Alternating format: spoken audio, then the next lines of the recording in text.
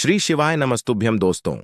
अगर आप छठी मैया का आशीर्वाद पाना चाहते हैं तो कमेंट बॉक्स में जय छठी मैया जरूर लिखें। छठी मैया का आशीर्वाद आपके और आपके पूरे परिवार पर सदा सर्वदा बना रहेगा। मां के लिए तुरंत एक लाइक कर दीजिए। मतंग दृष्टि चैनल पर आज मैं आप सभी को जो उपाय बताने जा रहा हूं, मैं लिख कर दे सकता हूं कि दुनिया की कोई ताकत आपको करोड़पति होने से नहीं रोक पाएगी। यह उपाय आपको छठ पूजा वाले दिन ही करना होगा। मतंग दृष्टि चैनल के सभी मेंबर्स भी इस उपाय को करते हैं। छठ पूजा में, छठ व्रत में यह गलती कभी मत कीजिएगा दोस्तों। छठ पूजा में छठी मैया को ये 3 चीजें भी कभी मत चढ़ाई मत कीजिएगा, क्योंकि छठ पूजा में आपको इससे घोर पाप लगता है और व्रत टूट जाता है। छठ मैया क्रोधित हो जाती है। दोस्तों, आगे बढ़ने से पहले आप सभी से मेरा निवेदन है कि मतंग दृष्टि चैनल को तुरंत सब्सक्राइब करके पास वाला बेल आइकन जरूर प्रेस कीजिएगा। दोस्तों, हिंदी पंचांग के अनुसार छठ हर वर्ष कार्तिक मास के शुक्ल पक्ष की षष्ठी यानी कि छठी तिथि पर मनाया जाता है। यह हमेशा दीपावली के 6 दिन बाद ही पड़ता है, जो कि नहाए खाए की परंपरा से प्रारंभ होता है।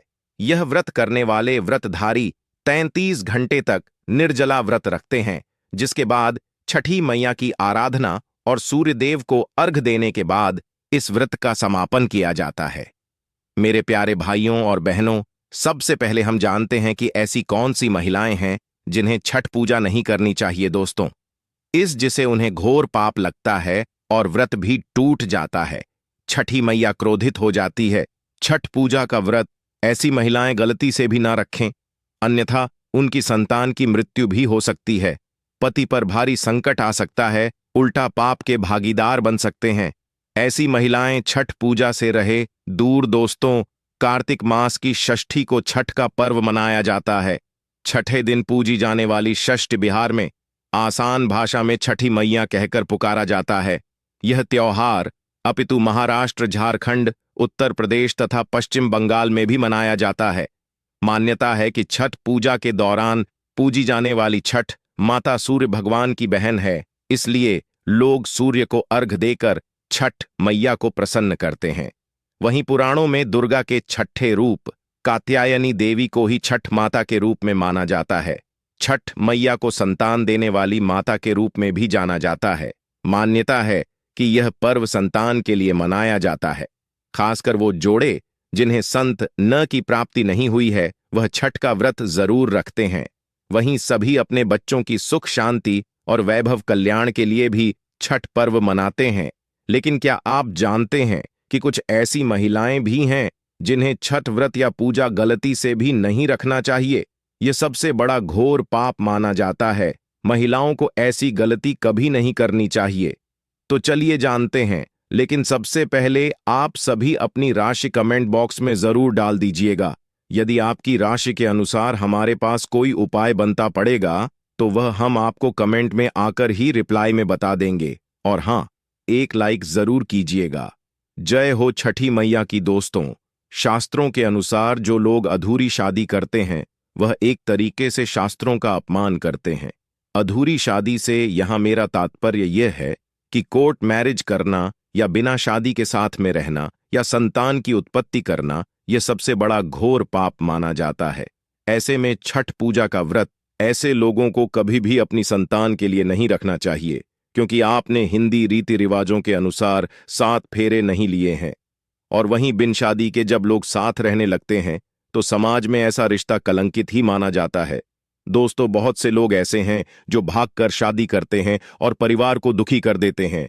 माता पिता को समाज में कलंकित कर देते हैं, माता पिता को रुलाते हैं, परिवार को रुलाते हैं, समाज को बदनाम करते हैं। ऐसे लोग पूरे समाज और समस्त संसार के लिए श्रापित माने जाते हैं। देखिए, परिवार को रुलाकर हमारे रिश्ते अनर्थ ही होते हैं, रिश्ते जुड़ते नहीं हैं। इसलिए जो लोग भाग कर शादी करते हैं और कोर्ट मैरिज कर लेते हैं, 7 फेरे नहीं लेते, हिंदू रीति रिवाज के साथ शादी नहीं करते, विवाह नहीं करते, तो उनके लिए यह व्रत उचित नहीं माना जाता। यहां 7 फेरों से तात्पर्य यह है कि क्या आपने अग्नि का आशीर्वाद लिया, 33 कोटि देवी देवताओं का आशीर्वाद आपको मिला, मां बाप का आशीर्वाद आपने लिया, परिवार का आशीर्वाद लिया। जो लोग सभी के आशीर्वाद के साथ अपने नए जीवन की शुरुआत करते हैं, वे लोग सभी व्रत पर्व और सुहागिन स्त्रियां सभी प्रकार के व्रतों को पूरे घमंड के साथ रख सकती हैं। यदि जिस स्त्री को हल्दी ना लगी हो, जिस पुरुष को हल्दी ना लगी हो, ऐसा विवाह अशुभ ही माना जाता है। शादी में हल्दी अवश्य लगाना चाहिए, तभी तो आप व्रत आदि रख सकते हैं, पूजा पाठ कर सकते हैं, किसी भी मांगलिक कार्य में आप शामिल हो सकते हैं। इसलिए ऐसी स्त्री किसी भी धार्मिक कार्य में तभी सफल या शामिल हो सकती है जब वह अग्नि के साथ 7 फेरे ले सके। ऐसी शादी को ही शास्त्रों में सर्वश्रेष्ठ माना जाता है। ऐसे में अगर आप अधूरी शादी की है तो आप छठ मैया का पूजन कभी भी ना करें। आपके ऐसा करने से छठी मैया का अपमान हो सकता है और आपको पाप लग सकता है। दोस्तों, शास्त्रों के अनुसार इस व्रत को सच्चे मन से रखना चाहिए। अगर कोई भी महिला किसी भी बेमन से इस व्रत को रखती है तो उसके पति या संतान की मृत्यु या अन्य कोई भी प्रकार का कष्ट आ सकता है। सच्ची श्रद्धा के साथ छठ मैया का व्रत का पूजन रखना चाहिए। इस व्रत के सफल होने से संतान सुख की प्राप्ति होती है, संतान को कष्ट कभी नहीं आते। छठी मैया करती है, रक्षा घर परिवार होता है। खुशहाल जो लोग छठ पूजा करते हैं, वह छठ मैया उनके इर्द गिर्द, उनके घर में आसपास में सदैव घूमती रहती है, उनकी रक्षा करती है, उनकी संतान की रक्षा करती है। तो जो भी महिलाएं बांझ है, उन्हें संतान सुख की प्राप्ति देती हैं। लेकिन आप सच्चे मन से ही माता को पुकारे दोस्तों। छठ पूजा करने से सैकड़ों युगों के फल की प्राप्ति होती है, परिवार में सुख समृद्धि धन की प्राप्ति होती है।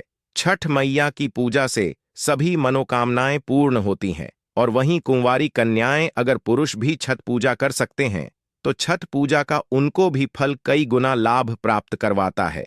ऐसे व्यक्ति सभी पापों से मुक्त हो जाते हैं और सुख समृद्धि की प्राप्ति होती है। छठ पूजा का व्रत पूरा करने से स्वयं छठी मैया आपके पूरे घर परिवार की रक्षा करती है। दोस्तों, अब ये भी जान लेते हैं कि छठी मैया को ऐसी कौन सी 3 चीजें हैं जो कभी नहीं चढ़ा चाहिए, इससे भयंकर पाप लगता है। दोस्तों, सबसे पहली चीज बताने से पहले आप सभी से एक बार फिर से निवेदन करती हूं, मतंग दृष्टि चैनल को सब्सक्राइब करके पास वाला बेल आइकन जरूर प्रेस कीजिए। कमेंट बॉक्स में अपनी राशि लिखना बिल्कुल भी मत भूलिए और साथ ही कमेंट बॉक्स में जय हो छठी मैया तुरंत लिखिए। और चलिए, अब मैं आप सभी को बताती हूं कि छठ व्रत में आपको कौन सी 3 चीजें बिल्कुल भी नहीं चढ़ा है, घोर पाप लगता है। भगवान का अर्घ देते समय, सूर्य भगवान को अर्घ देते समय तांबे के लोटे का ही प्रयोग करें, लेकिन भूलकर भी चांदी, स्टील, शीशा, प्लास्टिक के बर्तन से अर्घ नहीं देना चाहिए, इससे आपका व्रत टूट जाता है। दूसरी चीज जो आपको ध्यान रखनी है, व्रत के दौरान घर में कभी भी मांसाहार ना बनाएं, ना ही परिवार में किसी को खाने दें। जो लोग इस दिन लहसुन प्याज का खाना बनाते हैं और खाते हैं तो उन्हें छठी मैया उल्टा बर्बाद कर देती है, श्राप देती है। इस दिन छठी मैया को भोग लगता है। तो घर में यदि आपके परिवार में किसी ने भी व्रत रखा है तो भी आप लहसुन प्याज का इस्तेमाल ना करें। आप किसी और दिन भी खा सकते हैं, लेकिन मांस, मदिरा, लहसुन प्याज आदि ना खाएं। मान लीजिए छठ व्रत आपकी बहन ने रखा है और आप कहीं दूर रहते हैं, तब भी आप लहसुन प्याज ना खाएं, नहीं तो उनका व्रत टूट सकता है। साथ ही साथ व्रत के दौरान घर में मदिरा का सेवन या धूम्रपान भी नहीं करना चाहिए दोस्तों। नंबर 3, छठी मैया की प्रसाद को बहुत ही शुद्धता के साथ बनाया जाता है। उनका प्रसाद हमेशा ऐसे चूल्हे पर बनाएं जिसे ताजी लेपी लगाई गई हो। यदि गैस पर आप बना रहे हैं तो गैस स्टोव को अच्छी तरह से धो लें। पहले से बने हुए चूल्हे पर कभी भी प्रसाद ना बनाएं, इसके लिए नया चूल्हा ही बनाएं दोस्तों। चौथी चीज, सूर्य को अर्घ देने से पहले कभी भी भोजन ग्रहण न करें, घोर पाप लगता है। वृत्तधारी लोगों को पहले और दूसरे दिन सूर्य को जल देने के बाद ही भोजन करना चाहिए। 5वीं चीज जो आपको ध्यान रखनी है, छठी मैया से मांगी गई मन्नत अगर पूरी हो जाए तो आपको उनकी मन्नत का पूरा होने पर विशेष पूजा जरूर करनी चाहिए, अन्यथा मैया के प्रकोप का आपको सामना करना पड़ सकता है। नंबर 6, छठ व्रत करने वाले जो भी लोग हैं उनको जमीन पर 4 दिन तक सोना चाहिए। छठ पूजा वाले कमरे में ही अपना आसन लगाना चाहिए। ऐसे में आपको छठ मैया का ध्यान रखना चाहिए। इससे मां आपके व्रत को संपूर्ण करने में मदद करती है और कोई भी विघ्न बाधा नहीं आने देती। नंबर 7, जिस जगह पर प्रसाद बन रहा हो वहां साधारण भोजन नहीं बनाना चाहिए, साथ ही साथ उस स्थान पर खाना भी वर्जित है। दोस्तों, नंबर 8, प्रसाद बनाते हुए नमक का हाथ भी किसी भी पूजा की वस्तु या प्रसाद से नहीं छूना चाहिए। नंबर 10, पूजा के दौरान अपनी वाणी को कभी भी बुरी बातों से थोड़ा सा दूर रखना चाहिए।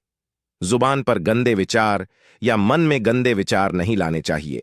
नंबर 11, पूजा के दौरान झूठे बर्तन और गंदे कपड़ों का ढेर बिल्कुल नहीं होना चाहिए। इससे छठी मैया क्रोधित हो जाती हैं और व्रत टूट जाता है। छठी मैया को साफ सफाई बहुत पसंद है। व्रत के दौरान अपने घर को साफ सुथरा रखें और गंगा जल से छिड़काव अवश्य कर लें। इससे पूरा घर पवित्र हो जाता है और छठी मैया का आशीर्वाद प्राप्त हो जाता है। दोस्तों, आज मैं आप सभी को छठी मैया की कृपा पाने के लिए एक विशेष और खास उपाय बताने जा रही हूं। यह विशेष उपाय आपको केवल छठ पूजा वाले दिन ही करना है और जिसके बाद आप सबसे जल्दी करोड़पति बन जाएंगे।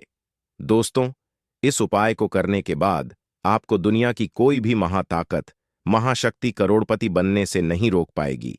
निश्चित रूप से आप धनवान बन जाएंगे और अगर आपने यह उपाय कर लिया तो आपको दुनिया की कोई भी महाशक्ति, कोई भी व्यक्ति करोड़पति होने से, धनी होने से, धन, ऐश्वर्य, प्रगति, सौभाग्यशाली, उत्तम जीवन साथी, धन संपदा, सकारात्मक ऊर्जा प्राप्त करने से कोई नहीं रोक पाएगा। यह उपाय आपको कॉपी पेन में जरूर लिख लेना चाहिए, आपके बहुत काम आने वाला है। ध्यान रखिएगा कि यह उपाय केवल और केवल छठ पूजा वाले दिन ही किया जा सकता है।